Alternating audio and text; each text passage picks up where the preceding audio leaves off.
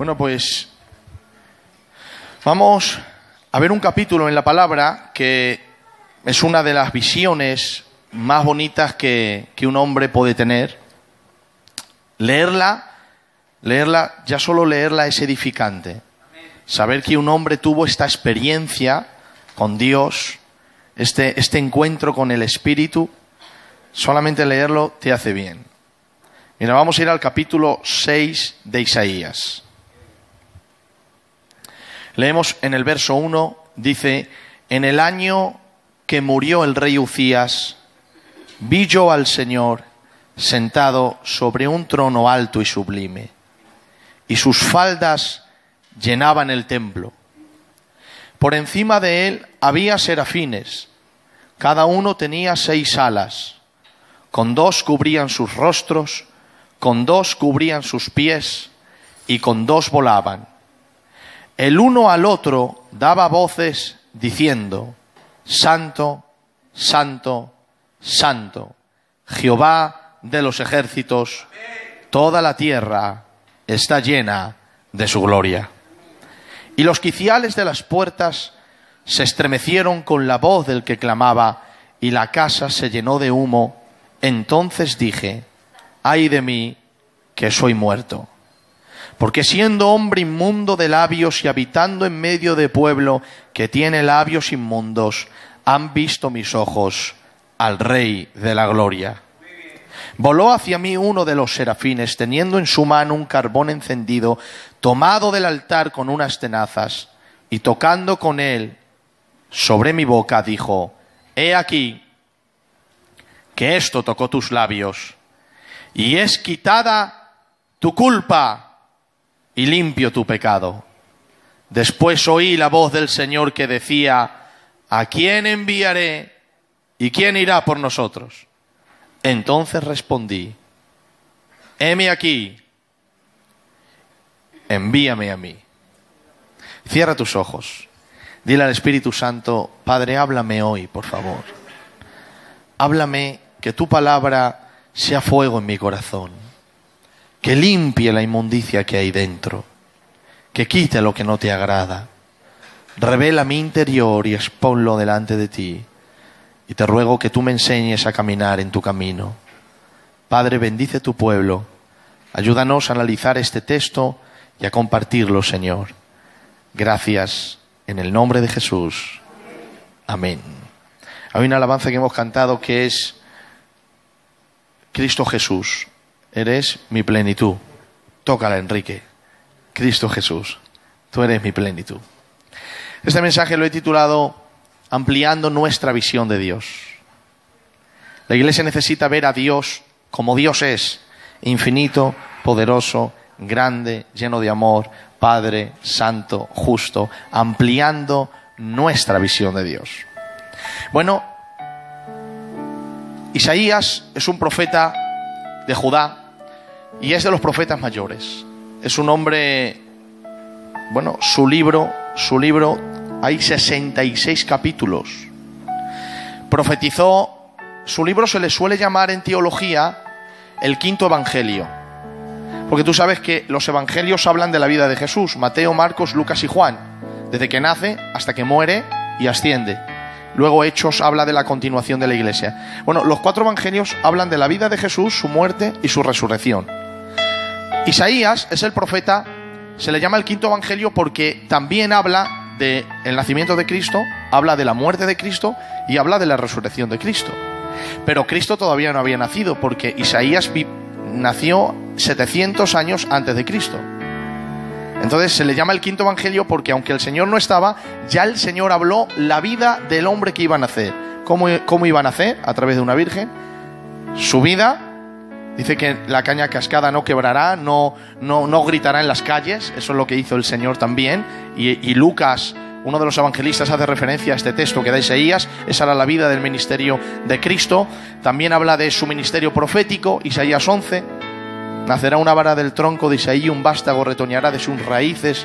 Reposará sobre él el espíritu de Jehová, espíritu de sabiduría, de inteligencia, de poder, de consejo. Ese texto también se cumplió en Cristo. Luego habló de su muerte, Isaías 53, Quien ha creído a nuestro anuncio, sobre quien se ha manifestado el brazo del Señor, subirá cual renuevo delante de él como raíz de tierra seca. No hay parecer en él ni hermosura, le veremos más inatractivo para que le deseemos. Varón de dolores, experimentado en quebranto, como que escondimos de él el rostro, fue menospreciado y no lo estimamos. Ciertamente nosotros nos descarriamos como ovejas, cada cual por su camino, mas Jehová cargó en él el pecado de todos nosotros. Angustiado él y afligido, no abrió su boca. Como cordero fue llevado al matadero, como oveja delante de sus trasquiladores, enmudeció y no abrió su boca. Ciertamente por juicio y por cárcel fue quitada su vida y su generación, ¿quién la contará? Y nosotros le tuvimos como azotado, como herido de Dios y abatido. Estaba diciendo el profeta, nosotros decíamos, él está ahí por sus pecados. Y de hecho los judíos dijeron, está ahí por lo rebelde que ha sido, porque se creía el Mesías y no lo era. Y dice, él abatido, nosotros decimos, está ahí por su pecado. Mas dice el profeta, mas él está ahí por nuestras rebeliones, porque no se halló pecado en su boca, ni engaño en su lengua. Él está ahí por todos nosotros, angustiado y afligido, no abrió su boca. Su generación, ¿quién la contará? Verá el fruto de la aflicción de su alma y quedará satisfecho. El libro de Hebreos capítulo 12 dice que Cristo, por el gozo puesto delante de él, sufrió la cruz menospreciando la vergüenza. ¿Cuál es el gozo que había delante de él? El gozo que había delante de él es todos nosotros, su iglesia. La iglesia del Señor es la que estaba delante de él, y por amor a la iglesia él sufrió la cruz menospreciando la vergüenza. Isaías en el capítulo 1 se ha quejado del pueblo, ha dicho, no le he visto bien, pero sé que en el capítulo 1, en el capítulo 2, en el capítulo 3, en el capítulo 4, en el capítulo 5, él siempre ha hablado de la gente. Ay de fulano, ay de mengano. Por ejemplo, en el capítulo 5, lo estoy viendo aquí, versículo 21, dice versículo 20, ay de los que a lo malo dicen bueno y a lo bueno dicen malo, que hacen de la luz tinieblas y de las tinieblas luz, que ponen lo amargo por dulce y lo dulce por amargo. Ay de los sabios en sus propios ojos y de los que son prudentes delante de sí mismos. Ay de los valientes para beber vino y hombres fuertes para mezclar la bebida. Y así estaba siempre, ay del pueblo, ay de uno, ay de otro.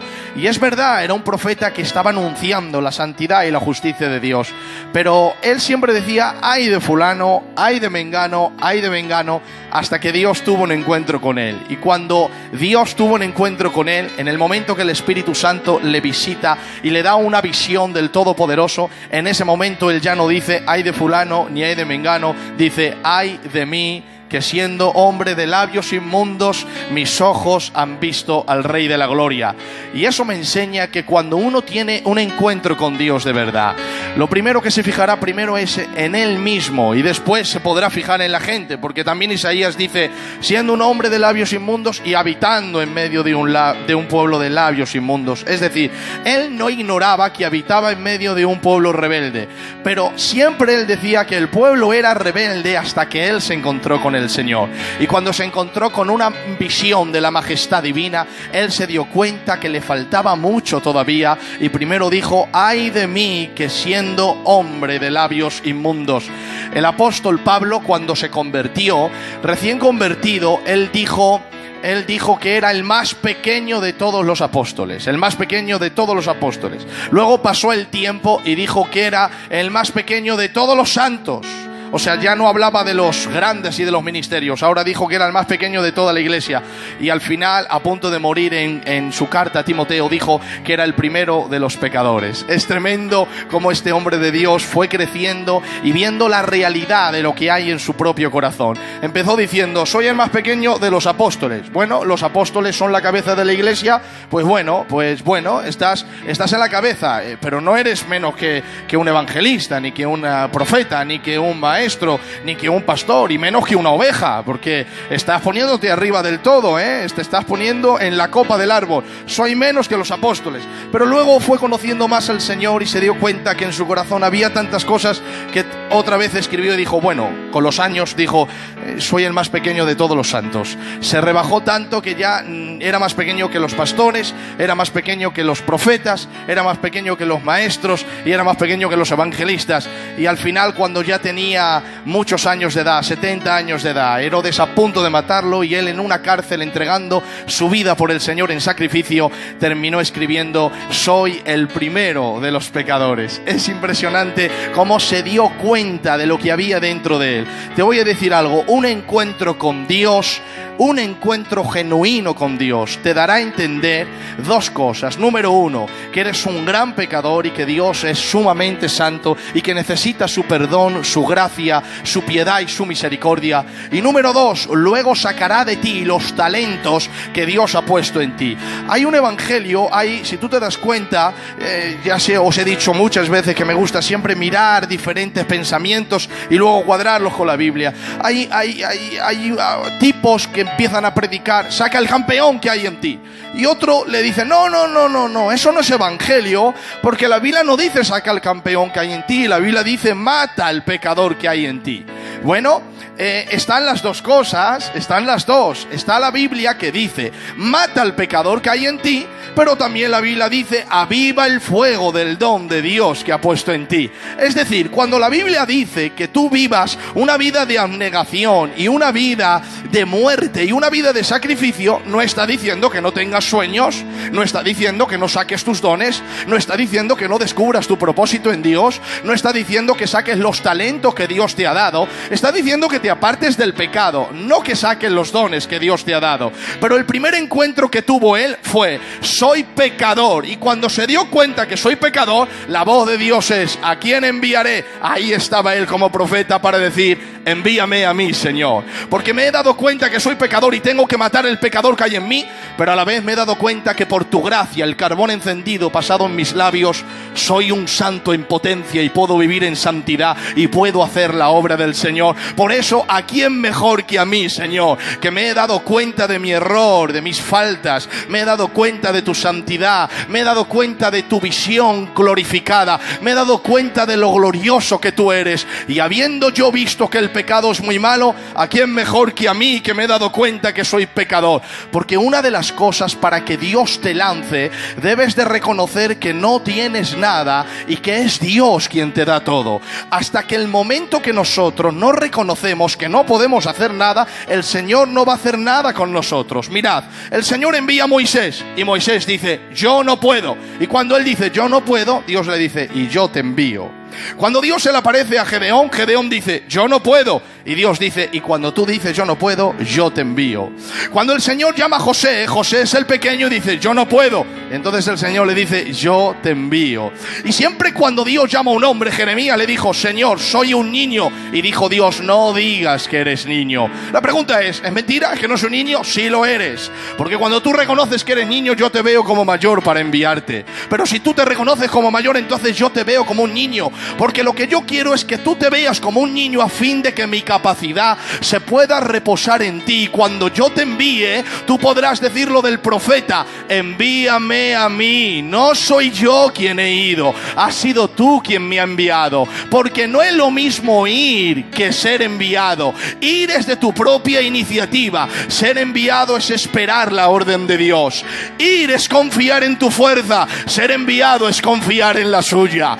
Ir es confiar en tu capacidad. Ser enviado es confiar en la capacidad del que te envía. Por eso hasta que Él no te envía, tú dices yo no voy, porque a pesar de tener un ángel como Moisés, cuando le dijo el Señor, yo no iré con vosotros, aunque mi ángel irá con vosotros, y pasaréis a la tierra y la conquistaréis. Y dijo Moisés, pues si tú no vienes con nosotros, Señor, yo no me muevo de aquí, porque no estoy en busca de tierra ni de reconocimiento, estoy en busca de que seas tú quien te agrades de mí, que seas tú quien me envíe, que seas tú quien me capacite. Pero cuando él se dio cuenta que Dios era capaz de apartarse del pueblo por el pecado, en el momento que se dio cuenta que el pecado hacía que Dios se alejara del pueblo, en ese momento el pueblo se puso de luto porque reconoció la inmensidad del pecado. Mirad, hermanos, esta es una verdad como una catedral. Hasta que no nos demos cuenta que nuestro Dios es sumamente santo y que no puede habitar con el pecado, jamás podremos ser enviados de Dios hasta que no reconozcamos que Dios y el pecado no tienen que ver nada. Yo sé que las iglesias quieren casar a Dios con el pecado y decir, esto no importa, yo tengo la razón, esto no me interesa, yo no tengo nada, siempre maquillando para luego ponernos delante de Él e intentar decirle, estoy bien, pero Él conoce todo. Y hasta que nosotros no rompamos literalmente con lo que nosotros sabemos que al Señor no le agrada, no podremos decir, envíame a mí, y mucho menos el Señor enviarnos, porque Dios primero enviará con aquella persona que ha tenido un encuentro con la santidad divina, ha tenido un encuentro con Dios, para que Dios te envíe a revelar a Dios a otras personas. Dios primero se te tiene que revelar a ti, porque ¿cómo vas a revelar algo que no conoces?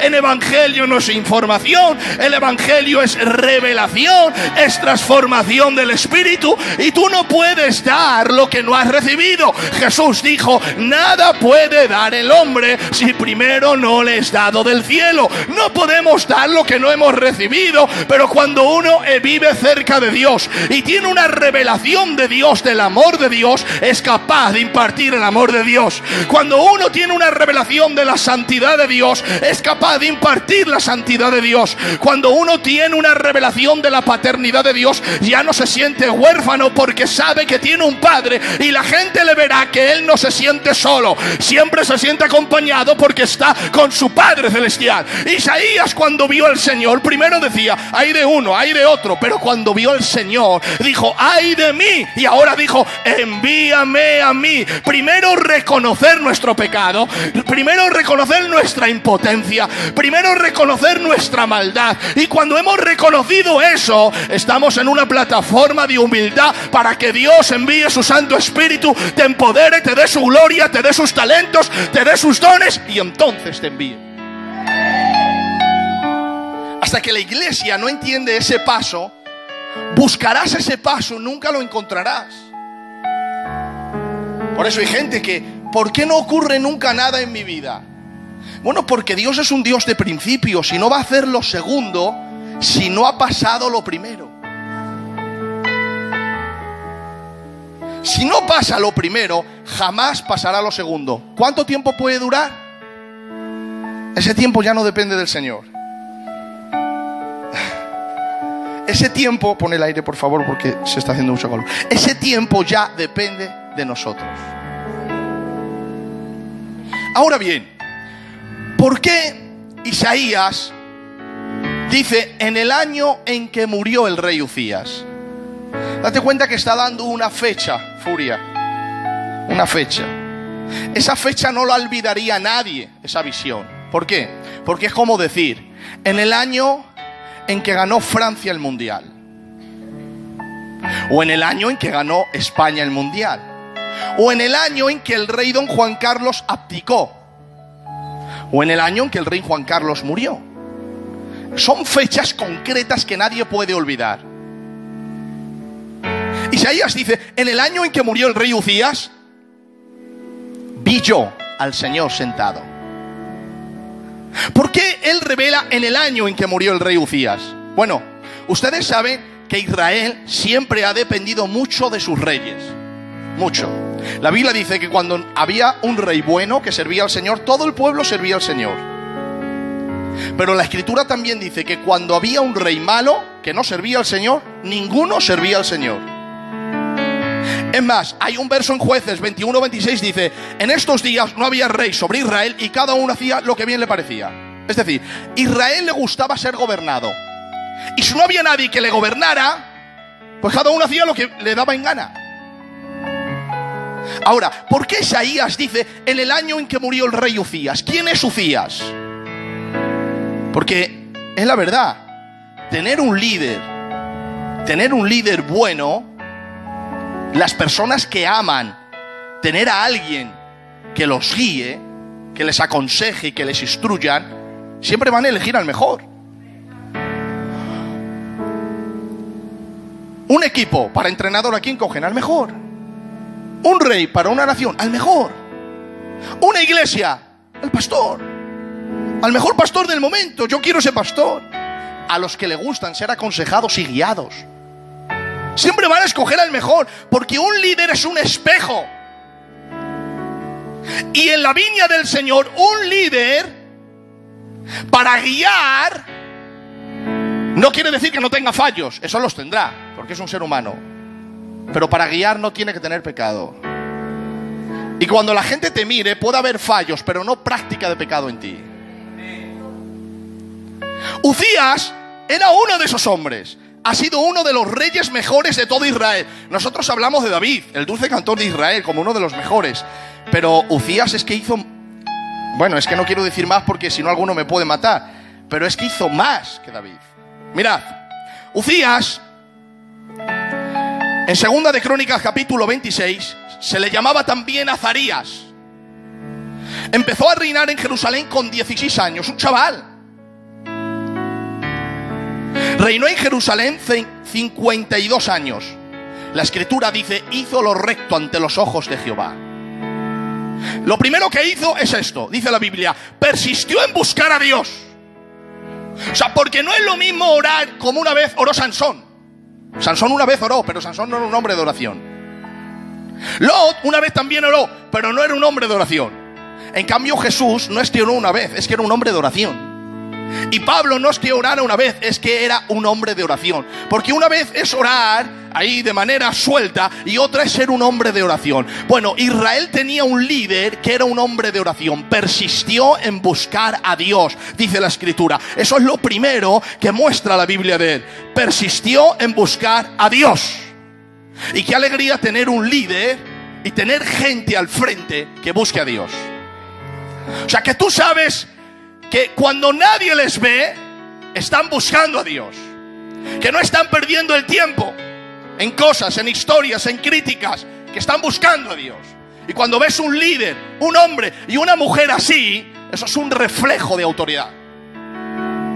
Primero, persistió en buscar a Dios. Segundo, dice la Biblia, era entendido en visiones de Dios. Era entendido, claro. Era rey, pero como buscaba, entendía las visiones. Atención a esto. Era un rey que oraba como un profeta. Porque un rey tiene tanto que llevar, tanta política que no le da tiempo a orar. Pero Uzías era un rey que oraba como un profeta. Por eso entendía las visiones de Dios. Persistía en buscar a Dios. Entendía las visiones divinas. Tercero, el Señor a causa de su búsqueda le prosperó.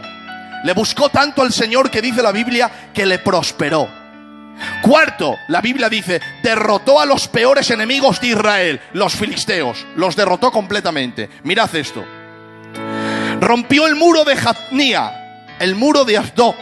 Edificó ciudades allí. Es decir, conquistó al enemigo. Dice la escritura, Dios le ayudó contra los filisteos. Derrotó a los árabes que habitaban contra Jurbaal y derrotó a los hijos de Lot, los amonitas. Los mismos amonitas les daban presentes y regalos. Su fama se divulgó hasta la frontera de Egipto. Dice el texto sagrado, se había hecho altamente poderoso.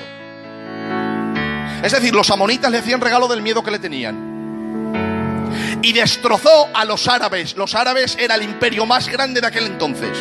Él no tenía tenía mucha gente, pero al lado de los árabes no. Bueno, ¿cómo no le ayudó el Señor que derrotó a los árabes?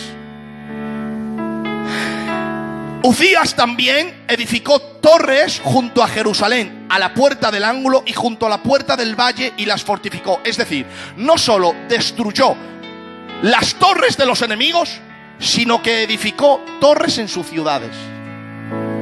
Porque puedes destruir muchos enemigos fuera, pero no puedes edificar nada dentro. Pero él fue capaz de destruir al enemigo fuera y de edificar dentro. Porque puedes tener muchas batallas en el interior, pero si luego no compartes con humildad lo que el Señor te ha hecho para ayudar a otros, no estás edificando a nadie. Y la Biblia dice, cada uno según el don que ha recibido, ministrelo a otros para edificación. Él destruyó al enemigo fuera y edificó torres dentro. Imagínate este rey. Séptimo, edificó torres en el desierto y abrió muchas cisternas. ¿Sabes que Israel sufría de agua, pues él abrió cisternas para que Israel pudiera beber. Tenía mucho ganado, dice la Biblia, en la Cefela como en Las Vegas, viñas y labranzas, así en los montes como en los valles fértiles.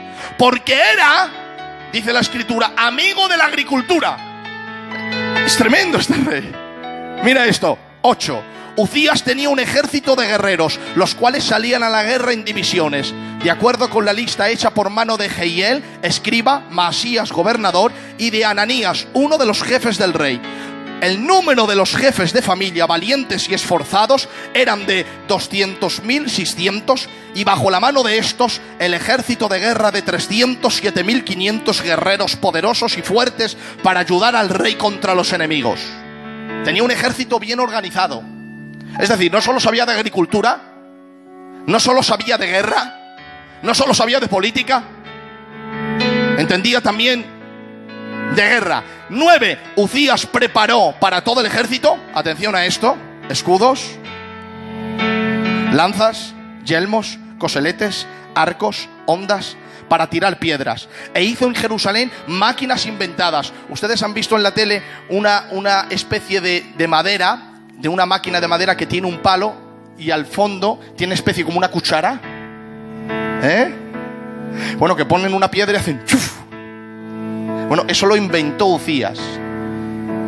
Era ingeniero. O sea, tener un rey así era tener la vida comprada y tranquila, porque un líder es muy importante. Para que estuviesen en las torres y en los baluartes, para arrojar saetas y grandes piedras. Su fama se extendió lejos, porque fue ayudado, dice la Biblia, maravillosamente por Dios, hasta hacerse poderoso. Ahora bien, un hombre que sabe de guerra, que sabe de política, que sabe de ingeniería, que sabe de números, que sabe de preparar al ejército, que tiene conocimiento, se muere. Y el pueblo dice, ¿qué hacemos ahora? No saben qué hacer. Se muere el líder y no saben qué hacer. Y el profeta se va al templo y se pone a orar. Y cuando se pone a orar, yo me lo imagino a Isaías: Señor, Padre, ha muerto Uzías, ¿qué hacemos ahora? El pueblo está muy mal, lo estamos pasando mal, Señor. Y de pronto dice la Biblia, en el año en que murió el rey Uzías, vi yo al Señor sentado sobre un trono alto y sublime, y sus faldas llenaban el templo. Lo que le estaba diciendo Dios a Isaías era: el pueblo está muy mal porque ha muerto el líder, y porque el líder era muy importante. Pero no te preocupes, Isaías, aunque el pueblo está muy mal, yo, el Señor, todavía estoy vivo, y estoy sentado en mi trono. Todavía estoy sentado en mi trono. ¿Y sabes lo que me enseña eso? Que a veces el Espíritu del Señor va a permitir que tu Uzías muera, en donde tú confías, tus habilidades y tus fuerzas, va a permitir que se vengan abajo, y que quieras emprender algo y que no salga, y que quieras abrir una puerta y que se cierre, y que quieras clamar y que el cielo esté de bronce, y que quieras avanzar, pero Uzías ha muerto. Y recuerdas tú el momento, en el año en que murió el rey Uzías, recuerdas las cosas que has hecho y no has prosperado en nada, no has podido avanzar en nada, y has dicho: no sé qué me ocurre, Señor, quiero avanzar pero no puedo, quiero salir adelante pero no puedo, las puertas se cierran de derecha a izquierda y no llego a alcanzar. Tenía fuerzas al empezar, pero como he empezado con fuerzas, las fuerzas han ido debilitando, y ya no tengo fuerzas. No tengo fuerzas para trabajar, no tengo fuerzas para seguir en mi matrimonio, no tengo fuerzas para seguir en mi vida espiritual, no tengo fuerzas para atender a la gente, no tengo fuerzas para esto, no tengo fuerzas para lo otro. He perdido la esperanza. Uzías, que significa mi potencial, que significa mis talentos, que significa mis dones, que significa lo que yo sé, lo que yo entiendo, la ingeniería, el ejército que yo me he montado. Uzías, que parece que dependes de él y que si él muere, tú te vienes abajo. Aquella persona que significa tus talentos, el Uzías de tu habilidad, el Uzías de tu propósito, el Uzías de tus sueños, el Uzías de lo que tú crees que vas a alcanzar con tu propia sabiduría, el Señor permite que se venga abajo, que se venga literalmente totalmente abajo, que desaparezca de la escena. Ya no hay habilidades, ya no tienes fuerza como antes, ya no tienes poder como antes, ya no tienes sueños como antes. Todo se ha venido abajo. Pero la Escritura dice: en el año en que murió el rey Uzías, vi yo al Señor sentado sobre un trono alto y sublime. Cuando creas, porque te voy a decir algo de parte de Dios. Dios es especialista y se goza Dios en mostrar su gloria cuando el hombre reconoce que ya no puede hacer nada por sus fuerzas. Mira la Escritura, vente conmigo a la Escritura y verás que Dios es más glorificado cuando el pueblo ve que ya no tiene fuerzas para seguir. Mira el mayor milagro de la Biblia después de la resurrección de Cristo. ¿Cuál es el mayor milagro? El mayor milagro es la apertura del Mar Rojo. ¿Cuándo Dios abrió el Mar Rojo? Cuando Moisés y el pueblo no podían hacer nada, cuando no podían avanzar, cuando no podían avanzar porque había un mar, cuando no podían ir para atrás porque los egipcios venían hacia ellos. La Biblia dice que a la derecha estaba Pi-Hahirot y a la izquierda Baal-Zephón. No podían mirar para atrás porque el enemigo les asustaba, no podían mirar para adelante porque el mar les paralizaba, no podían mirar a la derecha y la izquierda porque no podían ir, porque las rocas del Mesopotamio les paraban. Pero cuando no podían mirar para la derecha, hacia la izquierda, hacia atrás y hacia adelante, solamente había un lugar donde mirar. La Biblia dice: Moisés alzando la mirada al cielo. Es ahí donde podía mirar. Y eso es lo que le pasó al profeta. El profeta vio que Uzías había muerto, que no había esperanza, pero cuando fue al templo, dice la Biblia, en el año en que murió el rey Uzías, vi yo al Señor sentado sobre un trono alto.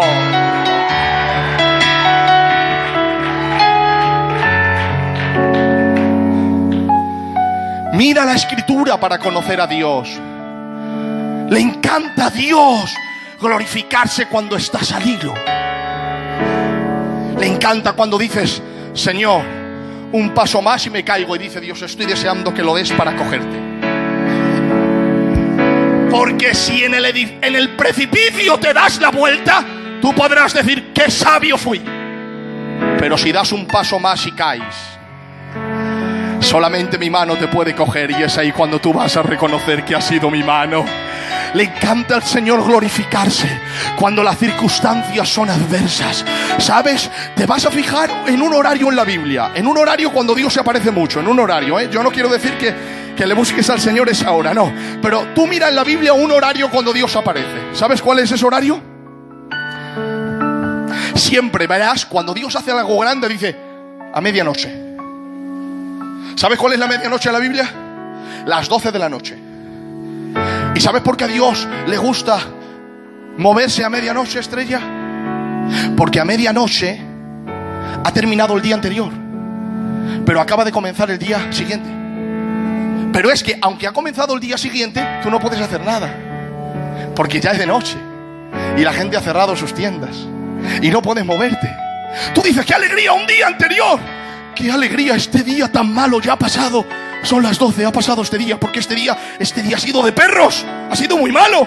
Ya son las 12 y 1 minuto. Bien, otro día ha empezado. ¿Y qué? Si no puedo hacer nada, son las 12 de la noche, todo está cerrado. Y casi siempre la Biblia dice: a medianoche el Señor se apareció. ¿Cuándo se le apareció el Señor en Gedeón? La Biblia dice: a medianoche el Señor desbarató el ejército de Madián. ¿Cuándo se apareció? Dice la Biblia: cuando Pablo y Silas estaban orando. Dice: y a medianoche, cuando Pablo y Silas cantaban al Señor, el Señor trajo un terremoto y removió la cárcel. La medianoche significa que tú crees que ha pasado el día malo, que crees que ha pasado la adversidad, pero te das cuenta que nada más que ha terminado, tampoco puedes hacer nada por ti mismo, porque las tiendas están cerradas, la gente está durmiendo, no hay donde pedir ayuda. Es Baal-Zephón, es Pi-Hahirot, es el ejército atrás, es el mar hacia adelante, y solo te queda una visión: es mirar hacia arriba. Ven al Señor sentado en un trono alto y sublime. Dios está esperando que pegues el último paso, que caigas por el precipicio. Él extenderá su mano y a medianoche te salvará de tu destrucción.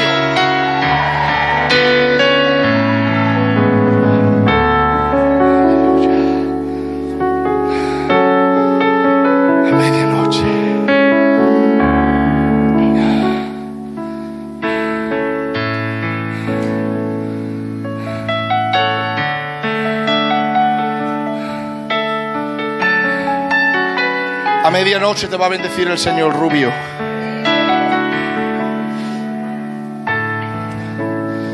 A medianoche te va a bendecir el Señor, Transi. Te apoyo. A medianoche el Señor va a extender su mano. A medianoche, Furia, Pepe, te va a bendecir el Señor. A medianoche el Señor te va a bendecir. Tío Alfredo, a medianoche solamente confía y pega un paso más. Cae en el precipicio, no te preocupes, que según estés cayendo yo le conozco muy bien. Desde niño me he criado con él, yo le conozco. Él extenderá su mano y no dejará que te estrelles. A medianoche él te cogerá.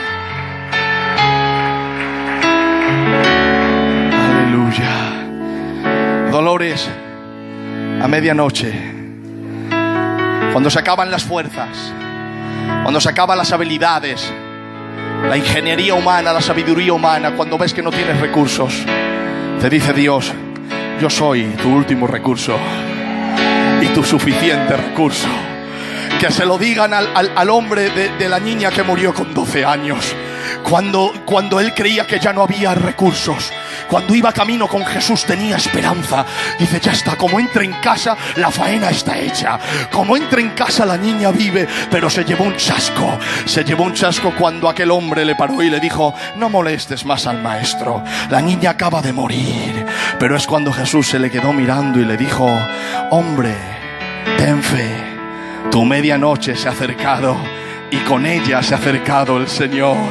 Es así, a medianoche es cuando el Señor aparece, cuando muere tu Ucías, tu capacidad, tu habilidad. Mira, te voy a decir algo: el Dios de la Biblia, mi Padre Celestial, aborrece la arrogancia y aquellas personas que se creen sabios, inteligentes en su propia opinión, que nadie puede transformar su mente, que creen que conocen todos los caminos, que creen que conocen todas las veredas, que creen que conocen todas las respuestas. Oh, se deleita el Señor en humillarles, en demostrarles que no saben, en demostrarles que los caminos de ellos están torcidos, pero no para dejarlos ahí, para luego mostrarles que Él es el camino, que Él es la verdad, que Él es la vida, que Él es la respuesta a todas tus preguntas, que Él es luz en la oscuridad, que es miel en la amargura, que es vida en la muerte, que es agua en medio de un desierto, que es la peña del gran peñasco y es fuente inagotable, que hace de los hombres comunes héroes de la fe. Se goza mi Dios en exaltar al pobre del polvo y del muladar y hacerlo sentar con los príncipes de su pueblo. La Biblia dice: los sabios el Señor les entontecerá, enviará espíritu de falta de inteligencia, pero a los humildes los comerá de bienes. A los ricos les envió vacíos y a los vacíos los envió ricos. Dice la Biblia, la palabra del Señor dice: Jehová resiste al soberbio, pero al humilde le da gracias. Eso es lo que Dios quería. Israel confiaba en Ucías, pero Ucías muere, porque Ucías tiene un tiempo de caducidad, Ucías tiene un tiempo de promoción, Ucías tiene un tiempo donde Dios te da chance y te dice: camina tú solo a ver si puedes, camina con tu habilidad a ver si puedes, camina con tu sabiduría a ver si puedes. Pero cuando empiezas a andar y ves que no te das cuenta, ahora dice Dios: ¿a dónde vas a mirar? Si has mirado adelante y el mar te para, miras atrás y el ejército te persigue, miras a la izquierda y derecha y las rocas del Mesopotamio no te dejan irte. Solo te queda un lugar: miradme a mí todos los términos de la tierra y sed salvos, dice Jehová.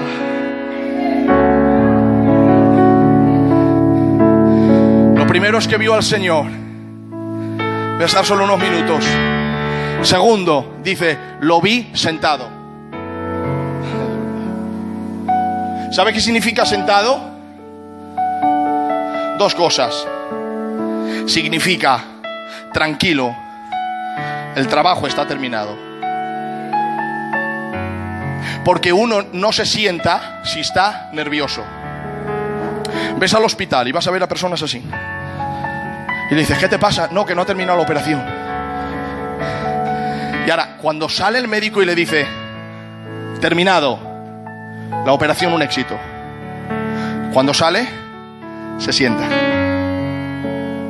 Uzías ha muerto, el pueblo estaba nervioso, el profeta buscando.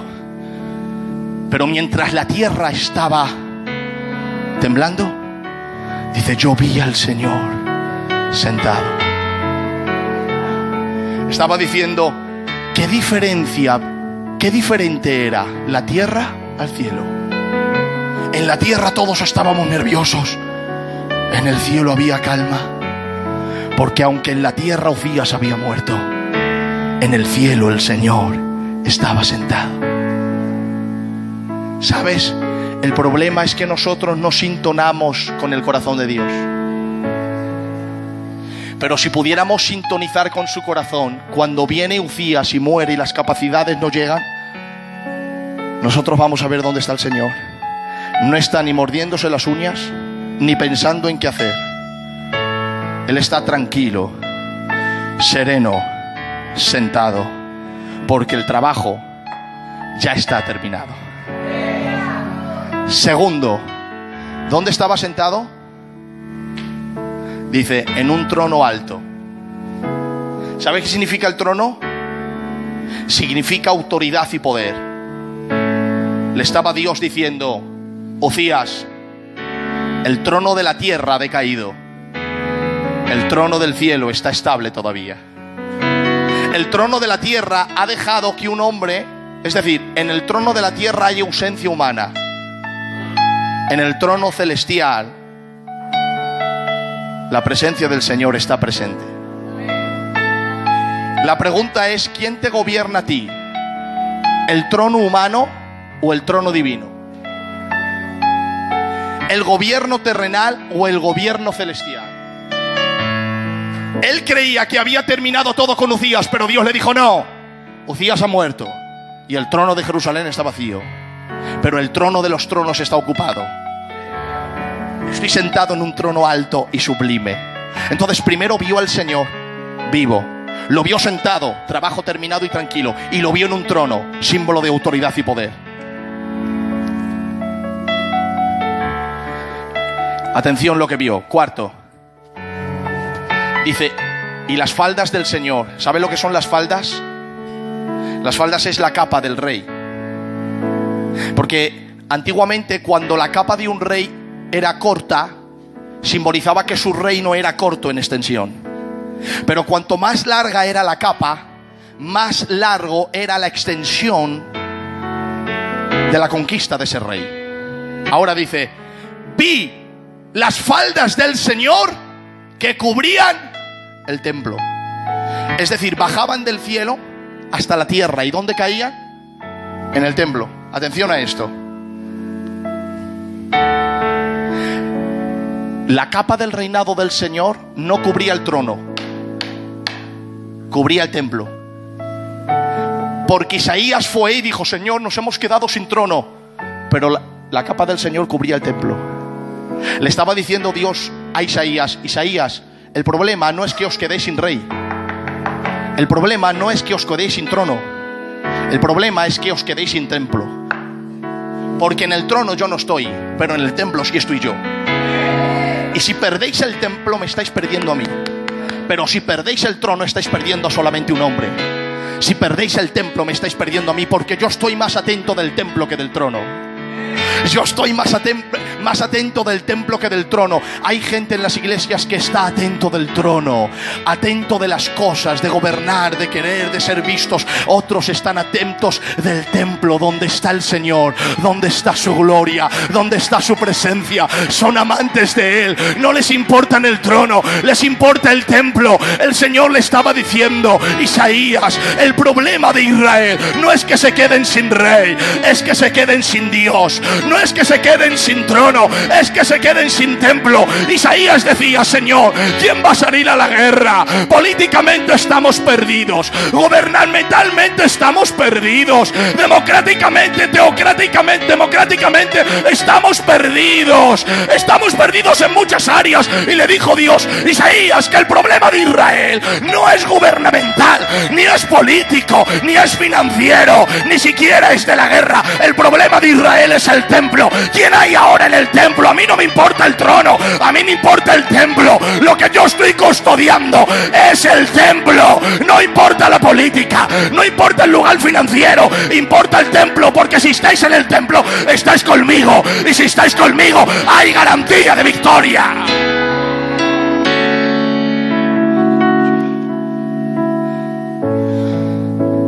Mira lo que escribí.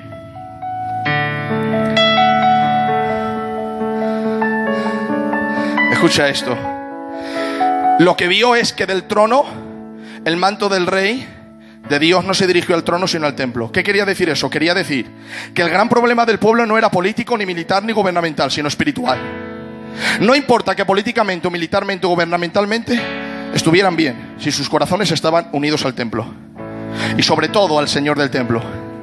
Es entonces que dijo: ay de mí y ay de mi pueblo, que siendo hombre de labios inmundos y habitando en medio de un pueblo de labios inmundos, mis ojos han visto al Rey de la Gloria. Él iba al Señor con una oración acerca de la situación política, militar y gubernamental del pueblo, y se encuentra con una visión de la majestad de Dios. La iglesia ha perdido la visión de la majestad de Dios. Atención a esto: una iglesia que ama más cubrir sus necesidades que andar en principios. Una iglesia que ama más la emoción que la unción, que tiene más miedo a arrepentirse que a pecar. Muy fuerte. La iglesia tiene más miedo a arrepentirse que a pecar. A la hora de arrepentirse dice: no me quiero arrepentir porque cambie mi vida. Y a la hora de pecar, peca tranquilamente. Que ama más la diversión del mundo que el gozo de las cosas de Dios. Encuentra placer en las fiestas paganas que en la fiesta del Señor. Tiene más miedo a ser pobre que a ser pecador. Eso le estaba enseñando Dios al profeta. En pocas palabras: Isaías, tu mayor problema entre tú y yo no es político, gubernamental ni financiero. El mayor problema entre tú y yo es el pecado. Por eso dice el Señor: vuestros. ¿Cuántos quieren a Dios? De verdad. ¿Cuántos le quieren? ¿Le quieres tener en tu corazón? ¿Le quieres tener en tu casa? ¿Le quieres tener con tus hijos? A ver cómo te digo esto. Dios quiere ser padre, no compadre. Dios es nuestro hermano mayor, no nuestro primo hermano. ¿Lo entiendes? Vamos a ver, puedes estar enfermo y ser amigo de Dios. Puedes ser pobre y ser amigo de Dios. No puedes entender de política y ser amigo de Dios. Como tengas pecado en tu vida, ya te puedas quedar aquí toda la vida cantando, ofrendando, tomando el pacto, haciendo danzas, lo que tú quieras. Dios no te considera su amigo. Y tú puedes decir: no, Dios es mi amigo que llevo toda la vida. Y Dios dice: no te conozco. Vuestros pecados han hecho división entre mí y vosotros.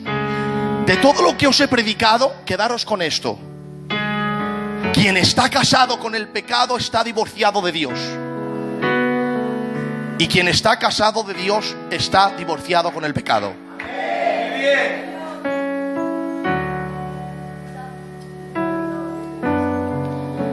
Después de que Isaías descubre la majestad divina, lo que escucha es esto: santo, santo, santo es Jehová, su gloria llena toda la tierra.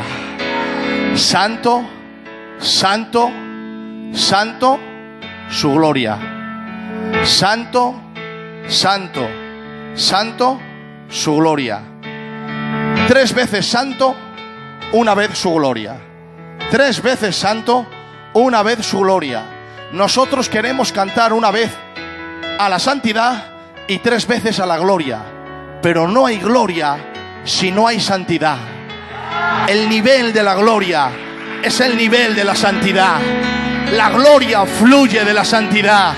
Por eso hay gente que no puede ver a Dios en su vida, y no le ven en su casa, y no le ven en su matrimonio, y no le ven en su llamado, y no le ven ni por ninguna parte, porque nunca soy lanzado, porque nunca soy usado, porque Dios no me da una palabra de revelación, una palabra de consejo, porque no puedo ser de edificación a la gente, porque no puede haber gloria si no hay santidad, porque primero es santo, santo, santo, después su gloria llena toda la tierra.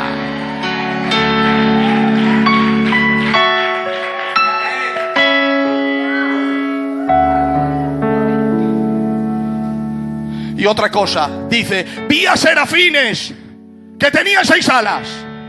6 alas, tremendo, para volar 6 alas. Pero atención a esto, dice, con 2 cubrían sus pies, con 2 sus rostros, y con 2 volaban.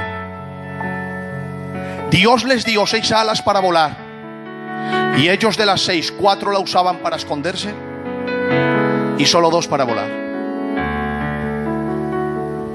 ¿Pues sabes por qué? Porque el que ama la gloria, esa gloria le hace que la gente vea que tiene gloria. Pero él en el fondo de su corazón, de 6 alas, está usando 4 para esconderse y solo 2 para volar. Nuestro problema es que nosotros tenemos 2 para volar y usamos las 2. Y si tuviéramos 6, usáramos las 6 también. Pero ellos de 6, 4 usan para esconderse y solo 2 para volar. ¿Quieres ver más a Dios en tu vida? No vueles tanto y escóndete más. Escóndete en la intimidad, en la peña, y paga el precio. No quieras sentir la presencia del Señor sin tener intimidad con el Espíritu Santo. No quieras ser usado por el Señor, porque no hay atajos al poder. No hay atajos al poder, no hay terceros caminos. Solo hay uno, dice Isaías: en el polvo de la presencia del Señor me he escondido, para contemplar la hermosura de su gloria y para vivir en su templo. No hay revelación pública, no hay gloria pública, sino hay gloria privada.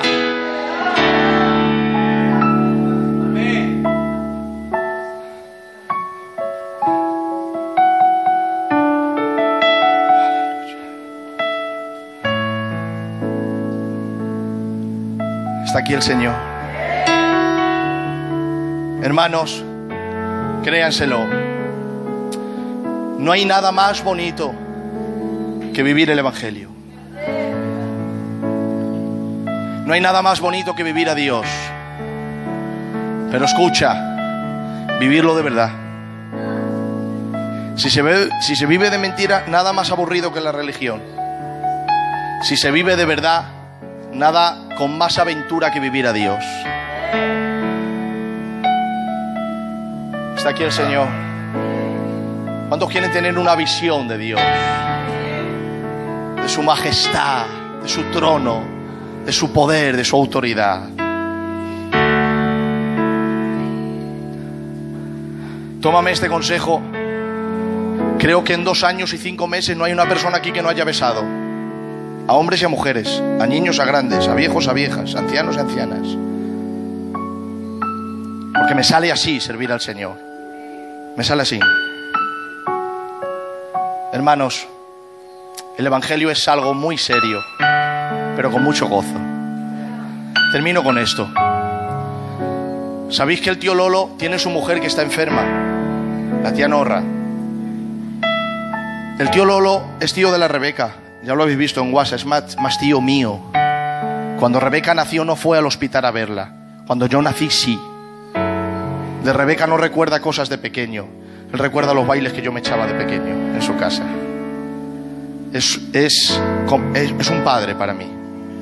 Levantó a mi padre del ministerio. Levantó el tío Lolo a mi padre.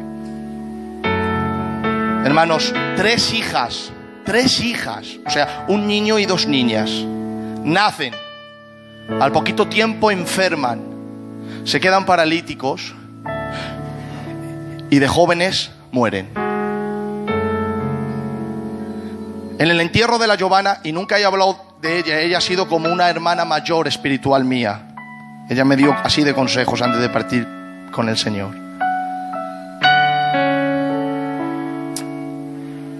Cuando ella estaba en casa y estaba para partir con el Señor, ella no podía vivir más de 20 años, pero el tío Lolo le dijo al Señor: déjamela hasta los 35, Señor, porque la enfermedad no permite más de 20. Ella dijo hasta los 35, y el Señor se la dejó hasta los 35 años. A los 35 años el Señor se la llevó, y cuando estábamos en la habitación, dijo el tío Lolo así: Miriam, la hija del tío Diego el Pillayo, Rebeca, a ella, cantar al Señor. Empezaron a cantar al Señor, empecemos a llorar todos.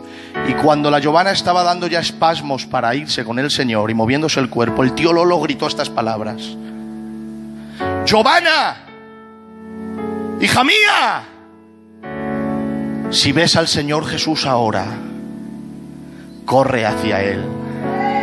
Ahora que tienes piernas, corre hacia Él.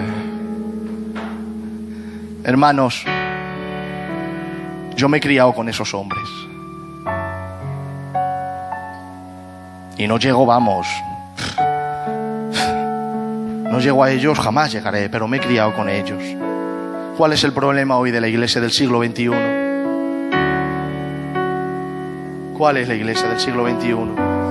Que si no te saludo te enfadas, que si no te visito me criticas, que si no predico, no canto, me enfado, que si no pago la luz me vengo abajo, que si el coche se me rompe me amargo. Dejemos de jugar al culto. Vivamos el Evangelio.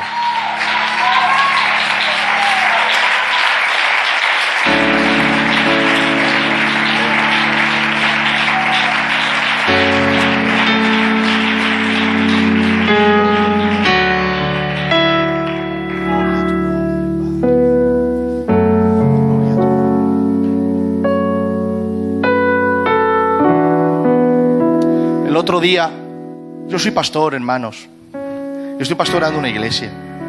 Yo escucho de todo. Y el otro día delante de mi Rebequita dije una frase. Dije: fulano de tal que se ha enfadado. Como yo no crío a mi niña así, ni eso se vive en casa, y te pongo al Espíritu Santo de Dios de testigo, y que no caeré en esas tonterías, porque no he caído antes ni voy a caer ahora, aunque el ambiente me ha querido absorber. Que el otro día le dije: ven, Rebeca, estábamos comiendo. Digo: hija, perdóname. Dice: ¿por qué, padre? Digo: porque el otro día hablé de la otra persona delante de ti, y tú sabes que yo no hago eso. Y me dice ella: yo te perdono. Y me eché a reír.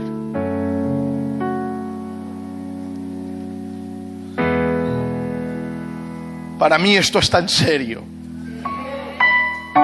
Tengo errores como todos, pero es mi vida el Señor. Es mi vida. No he tenido amigos por el Señor. Y me dio una novia porque me la buscó él, porque yo tampoco me la iba a buscar.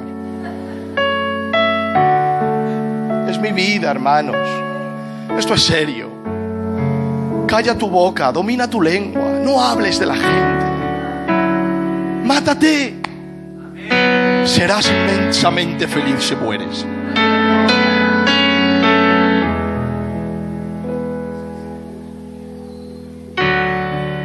Esto es serio.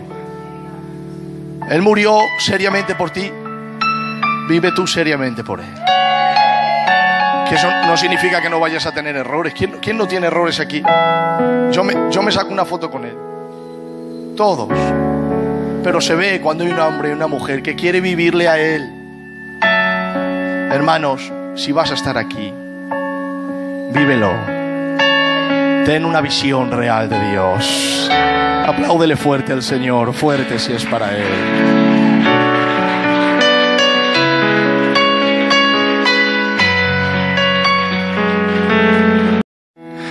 Viajo por toda España, hermanos.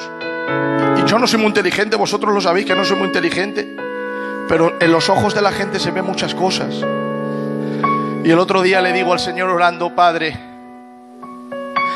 hay tanto... Cuando yo hablo de siervos, que nos escucha toda España, mis obreros son mis amigos, Pero yo me refería al Señor de siervos en toda España, porque yo sé lo que tengo aquí, ¿vale? Digo, Señor, tanto siervo mediocre, tú te mereces más. Y no quiero yo estar en ese grupo. Porque ¿creéis que el Señor no se merece que le demos la vida? ¿No se merece el Señor que cuando te vean digan, quiero conocer al Dios que tú tienes? Se merece el Señor eso, se lo merece. Y se lo merece con creces. Sangró por ti, murió por ti, resucitó por ti, volverá por ti. Está aquí el Señor.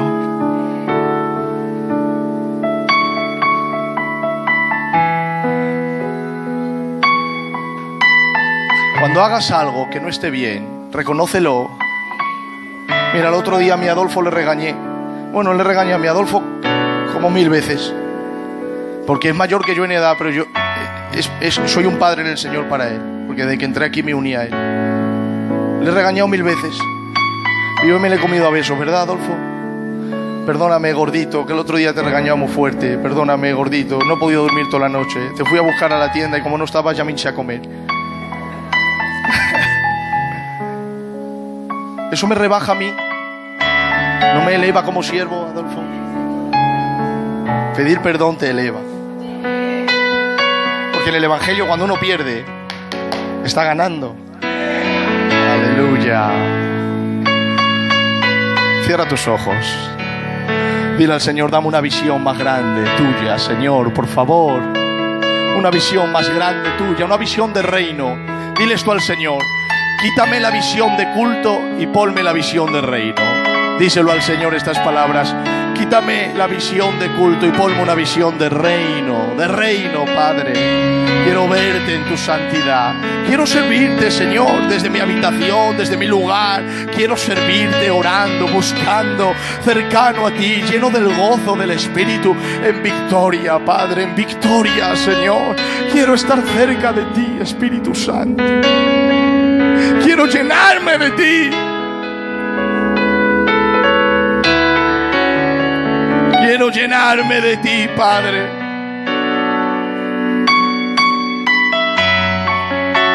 Quiero llenarme de ti. Quiero llenarme de ti, Señor. Gloria a tu nombre.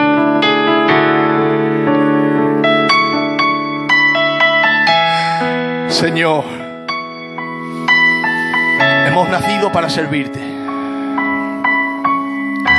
Y vamos a tomar bien nuestra asignación, Señor. Sé por qué he nacido. Sé por qué voy a morir.